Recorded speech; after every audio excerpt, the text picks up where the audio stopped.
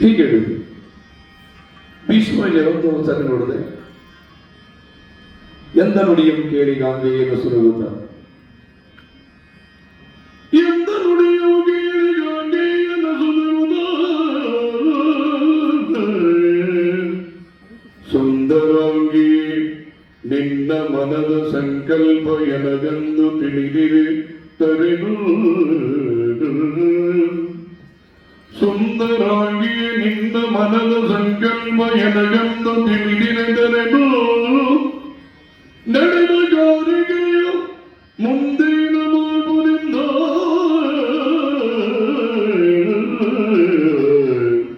ನಡೆದ ಗಾರಿಗೆ ಮುಂದೇನ ಮಾಡುವುದಿಲ್ಲ.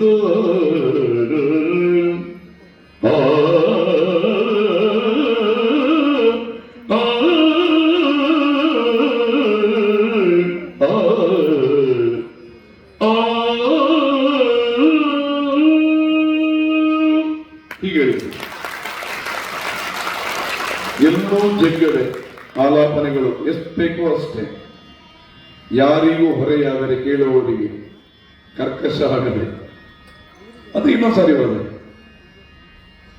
ಒಂದು ಆ ದಿನದ ರಂಗಸ್ಥಳ ಮೂಡ್ ಬೇರೆ.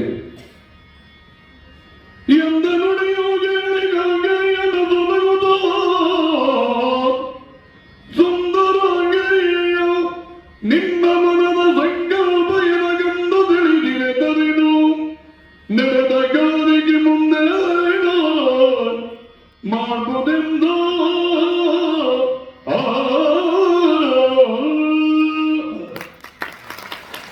ಇದು ಕ್ಲಿಯರ್. ಆಲಾಪನೆಗಳು ಚಪ್ಪಾಳೆ ಬೀಳುವವರಿಗೆ ಆಲಾಪನೆ ಗೀಲಾಪನೆಗೆ ಏನೂ ಇಲ್ಲ, ಅದರಲ್ಲಿ ಇಷ್ಟು ಸೊಗಸಾಗಿ. ಕೊನೆ ವರ್ಷ ಅವರೊಂದು 2-3 ರಾಗಗಳು, ಒಂದು ಮಾಯಾ ಕೂಡ ಯಕ್ಷಗಾನಕ್ಕೆ ಹೊಸತು, ಅದನ್ನು ಇಷ್ಟು ಚಕ್ರವಾಗಿ ಆ ಯಕ್ಷಗಾನಕ್ಕೆ ಬಂಧವನ್ನ ಜೋಡಿಸಿದ್ದಾರೆ ಅಂದ್ರೆ ಶ್ರೀಕುಮಾರ ಚರಿತ್ರೆಯ ಅಬಲಾಮಣಿ ಮಾರನರಗಳಿಗೆ ಅಲ್ಲ, ಅಬಲಾಮಣಿ ಅಲ್ಲ, ಪುನ್ನಾಗ ಹೋರಾಡಿ ರಾಗವನ್ನ ಆ ವರ್ಷ ಚೈತ್ರ ಪಲ್ಲವಿ ಪ್ರಸಂಗದಲ್ಲಿ ಮಾಡಿದರು.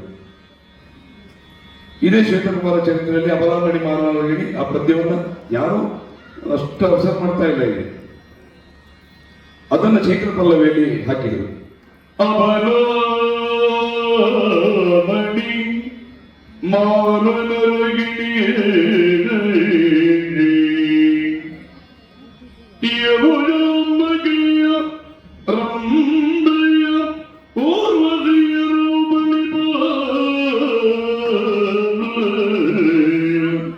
ಸುಬಲ ನಂಗಜನ ಬಾಣದಾಗೆ ಬಡಲಿ ಬಾಡಿದನು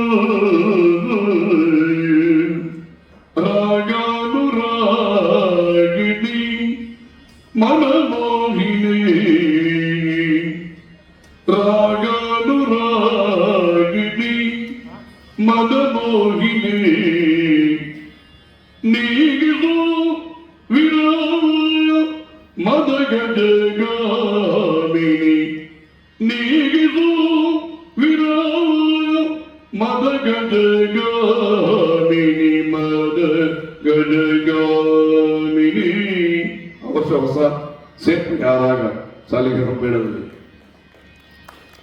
ಅವಾಗ ಇನ್ನೊಂದು ಬೃಂದಾವನ ಸಾರಂಗ ಗೊತ್ತಿ ಛಾಯಾಪತಿಗಳು ಇಲ್ಲೂ ಸಂಗೀತಗಾರರು ಇಲ್ಲೇ ಮುಂದೆ ಗೊತ್ತಿದ್ದಾರೆ, ದೊಡ್ಡ ಸಂಗೀತಗಾರ.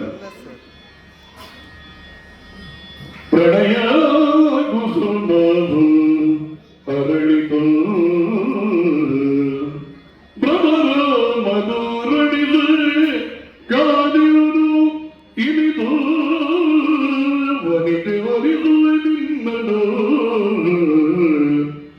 ಮನವಿಟ್ಟು ತನವೀಯಬೇಕು ನೀನು, ಮನವಿಟ್ಟು ತನವೀಯಬೇಕು ನೀನು. ಬೃಂದಾವನ ಸಾರಂಗ ಆ ದಿನದ ರಂಗಸ್ಥಳದ ಮೂಡ್ ನೋಡಿ ಹೇಳುವಂಥದ್ದು ಅವರ ಯಕ್ಷಗಾನ ಭಾಗವತಿಕೆಯಲ್ಲಿ ಪ್ರಪ್ರಥಮ ನಾನು ನೋಡಿದ ಪ್ರಪ್ರಥಮ ಆವಾಗ ನಾವೆಲ್ಲ ಅಭ್ಯಾಸ ಮಾಡಿದ್ದೆ ಆವಾಗ ಶಾಲೆ ಹೋಗುವಾಗಲಿದೆ. ಇವತ್ತು ಹೇಗೆ ಹೇಳಿದ್ರು ಹಿಡ ಹೇಳ್ಬೋದು ಭಾಗವತರು, ಇವತ್ತು ಆಟ ಹೇಗಾಗ್ಬೋದು, ಇವತ್ತಿನ ರಂಗಸ್ಥಳದ ವಾತಾವರಣ ಹೇಗಿರ್ಬೋದು, ಅದ್ರ ಬಗ್ಗೆ ನಾನು ತುಂಬಾ ಸಾರಿ ನಾನು ನೋಡಿದ್ದೆ. ನನಗೆ ಒಂದು ನನಗೆ ತುಂಬ ಉಪಕಾರಿಯಾಯಿತು, ಫಲಕಾರಿಯಾಯಿತು. ಹಾಗೆ ನಾನು ಒಮ್ಮೆ ಅವರು ಸಾಯುವ ವರ್ಷ ನಾ ಬೆರಡೂರುಗಳಲ್ಲಿ ಒತ್ತುಭಾಗವತರಾಗಿದ್ದೆ. ನಾನು ದಾನೇಶ್ವರ ಮುಖ್ಯವಾದರು, ನಾನು ಒತ್ತುಭಾಗವತರಾಗಿದ್ದೆ. ಅವರ ಸಾಲಿಗ್ರಾಮ ಮೇಳ ಬಂತು. ಆವಾಗ ಅಲ್ಲೊಬ್ಬರು ಟಾರ್ಜನ್ ಇಂಟರ್ನ್ಯಾಷನಲ್ ಹೋಟೆಲ್ ಅಂತ ಸುಧಾಕರ್ ಶೆಟ್ಟರ್ ಅಂತ, ನಮ್ಮ ಶಿವಾನಂದಿಗೆ ಗೊತ್ತಿರ್ಬೇಕು, ಅವರು ಭಯಂಕರ ಅಭಿಮಾನಿ ನಾವ್ರು. ನಾನು ಒಂದು 10 ವರ್ಷಗಳ ನಾವ್ರು ಹೋಗಿ ಒಂದು 10-15 ವರ್ಷಗಳ ನಂತರ ನಾನು ಕೃಷ್ಣಗಿರಿ ಬಳಿಕವರವರು ಅವ್ರು ನೋಡ್ಲಿಕ್ಕೆ ಹೋಯ್ತು. ಟಾರ್ಜನ್ ಇಂಟರ್ನ್ಯಾಷನಲ್ ಹೋಟೆಲ್ ಅವರು ದೊಡ್ಡ ಹೋಟೆಲ್ ಸ್ವಲ್ಪ, ಅವ್ರು ನೋಡ್ಲಿಕ್ಕೆ ಒಂದು 4 ಜನ ನೋಡ್ಕೊಂಡು ಹೋಗ್ಬೇಕು. ನಾವಂತೂ ಒಂದು 4 ಜನ ನೋಡ್ಕೊಂಡು ಅವ್ರು ನೋಡ್ಲಿಕ್ಕೆ ಹೋಯ್ತು. ಯಕ್ಷಗಾನದ ಕಾಳಿಂಗನವರ ಪರಮ ಅಭಿಮಾನಿ, ಭಾರಿ ಖುಷಿ ಆಯ್ತು ಅವ್ರಿಗೆ ಯಕ್ಷಗಾನದವ್ರು ಬಂದ್ರ ಅಂತ. ಅವರು ಆಟ ನೋಡಿದ್ರೆ ಒಂದು 10-15 ವರ್ಷ ಆಗಿ ಆವಾಗ ನಮ್ಮನ್ನೆಲ್ಲ ಉಪಚಾರ ಮಾಡಿ ನಾವೊಂದು 70 ಕಿಲೋಮೀಟರ್ ದೂರ ಹೋಗಿದ್ದೇವೆ ಅವ್ರು ನೋಡಿ. ಉಪಚಾರ ಮಾಡಿ ನಾನೇ ನಿಮ್ಮನ್ನು ಕಾರಿ ಬಿಡ್ತೇನೆ ನಮ್ಮಯ್ಯನ. ಆ ಕಾಲದಲ್ಲಿ 70 ಕಿಲೋಮೀಟರ್ ಕಾಳಿಂಗನವರ ಹಾಡಿದ ಎಷ್ಟು ಹಾಡುಗಳು, ಬನಶಂಕರಿ, ಚೆಲುವೆ ಚಿತ್ರಾವತಿ, ಅಮಾತ್ಯ ನಂದಿನಿ, ಅವರ ಕೆಕೆಯ ನಂದಿನಿ, ಎಷ್ಟೋ ಪ್ರಸಂಗಗಳ ಪದ್ಯವನ್ನು ಬಾಯ್ಪಾಟ್ ಮಾಡಿದ್ದಾರೆ ಅವರು. ಆ ಸಾವುಕಾರರು ಅದಿಷ್ಟನ್ನು 70 ಕಿಲೋಮೀಟರ್ ಪೂರೈಸಿದ್ದಾರೆ ಅವರು. ನೋಡಿ, ನಾವಿನ್ನೂ ಬರೋದಿಲ್ಲ ಅಮ್ಮ ಇದ್ರೆ ನೀವು ಮೇಲೋಗಿ, ನಾವಿನ್ನು ನಮಗೆ ಥರ ಬೇಸರ ಆಗ್ತದೆ. ಹೇಗೆ ಕೇಳಿದ್ರೆ ನಾವು ಅವರೊಟ್ಟಿಗಿದ್ದವರು ನಮಗೆ ಅಂದರೆ ಮೇಲ್ ಬಂದ್ರೆ ನಾವು ಇನ್ನೊಂದು ತಿಂಗಳು ಸರಿ ಇರುವುದಿಲ್ಲ ನಾವು ಅವ್ರ ಬಗ್ಗೆ ಇರಿಸ್ಕೊಂಡ್ರೆ ಅಂತ ಹೇಳಿದರು. ಅಷ್ಟು ದೊಡ್ಡ ದೊಡ್ಡ ಅಭಿಮಾನಿಗಳು ಅವರು ಆವಾಗಲೇ ಸಂಪಾದನೆ ಮಾಡಿದರು. ಮತ್ತೆ ಅವರು ಯಾರೂ ಮಾಡದಿದ್ದ ಯಾವ ಭಾಗವತರು ಮಾಡಿ ನಮ್ಮ ಗುರುಗಳು ನಾರಾಯಣಪ್ಪವರು ತುಂಬಾ ದೊಡ್ಡ ಯಕ್ಷಗಾನಕ್ಕೆ ಬೇಕಾದ ವ್ಯವಸ್ಥೆ ಮಾಡಿಕೊಂಡು ನಮ್ಮ ಅಂಗಾರಕಟ್ಟೆ ಯಕ್ಷಗಾನ ಕಲಾಕೇಂದ್ರದ ಪ್ರಾಚಾರ್ಯರು ಸದಾನಂದ ಹೆಬ್ಬಾರರು, ನಮ್ಮ ಅಂಗಾರಕಟ್ಟೆ ಯಕ್ಷಗಾನ ಕಲಾಕೇಂದ್ರದ ವ್ಯವಸ್ಥಾಪಕರು, ನಾವು ಅಲ್ಲೆಲ್ಲ ಕಲ್ತವರು. ಅಂಗಾರಕಟ್ಟೆ ಯಕ್ಷಗಾನ ಕಲಾಕೇಂದ್ರದಲ್ಲಿ ನಾನು ಇರ್ಬೋದು, ತುಂಬಾ ಜನ, ಎಷ್ಟೋ ಜನ, ಸಾವಿರಾರು ಜನ ಭಾಗವತರು ನಾವು ಅಭ್ಯಾಸ ಮಾಡಿದ ಅಂಗಾರಕಟ್ಟೆ ಯಕ್ಷಗಾನ ಕಲಾಕೇಂದ್ರ. ಈಗ ರಾಜಶೇಖರ ಹೆಬ್ಬಾರ್ ಅವರು ಆ ಕೇಂದ್ರವನ್ನು ಮುನ್ನಡೆಸ್ತಾ ಇದ್ದಾರೆ. ಮೊನ್ನೆ ಸಹ ಕಾಳಿಂಗನವರ ಪ್ರಶಸ್ತಿ ಗಣಪತಿನವರು ಇದ್ದಿದ್ರು, ಕಾಳಿಂಗನವರ ಪ್ರಶಸ್ತಿಯನ್ನು ಕೃಷ್ಣಯ್ಯ ಆಚಾರ್ಯ ಕೊಟ್ಟರು.